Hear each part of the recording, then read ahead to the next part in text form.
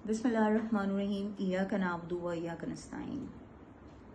प्यारे पाकिस्तानियों, जैसे कि आप सब लोग जानते हैं कि खान साहब ने अडियाला जेल से 5 अगस्त की तारीख दे दी है और इंशाअल्लाह ताला 5 तारीख को हमारी जो स्ट्रेटजी है, जो पार्टी ने बनाई है, उसके मुताबिक इंशाअल्लाह ताला हम जो भी अमल है, जो भी हमारी तहरीक का ये 3rd फेज़ है, उसमें हम दाखिल होंगे। आप सबको पता है कि 5 अगस्त को खान साहब को 2 साल हो जाएंगे जेल में मुक़य्यद हुए।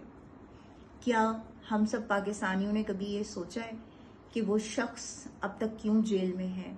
ऐसी कौन सी कमी रह गई है हमारी जद्दोजहद में? ऐसी कौन सी कमी रह गई है हम सब के लाहे अमल में, हमारी स्ट्रैटेजी बनाने में, हमारे बयानिए में, हमारे टॉक शोज़ में, हमारी तहरीक के किसी भी हिस्से में? ऐसी कौन सी कमी है कि जिस कमी की वजह से आज भी खान साहब जेल में हैं और खान साहब को हम बाहर नहीं निकाल सके? वो कमी हम सब की कंबाइन स्ट्रगल है, हम सब की यूनिटी है। अगर हम सब यूनाइटेड हो जाएं, अगर हम सब कंबाइन एक स्ट्रेटजी बनाएं, एक स्ट्रगल हम स्टार्ट करें, तो यकीन करें खान साहब घंटे के अंदर बाहर आ सकते हैं। लेकिन उसके लिए हम सब का इत्तेहाद, इत्तफाक बहुत ज़रूरी है। हम सबको एक पेज पर आना होगा इमरान खान के लिए।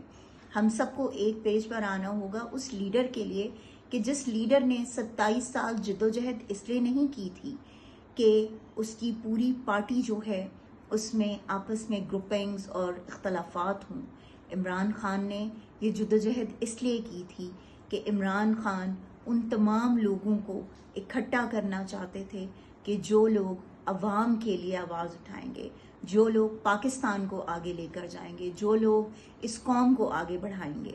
तो इसलिए हम सबको आज ये अहद करना होगा कि हम सब इमरान खान की रिहाई के लिए हम सब इकट्ठे होंगे, हम सब मिलकर इंशाअल्लाह ताला इस तहरीक के 3rd फेज़ में दाखिल होंगे और हम इमरान खान साहब को रिहा करवा कर दम लेंगे इंशाअल्लाह ताला।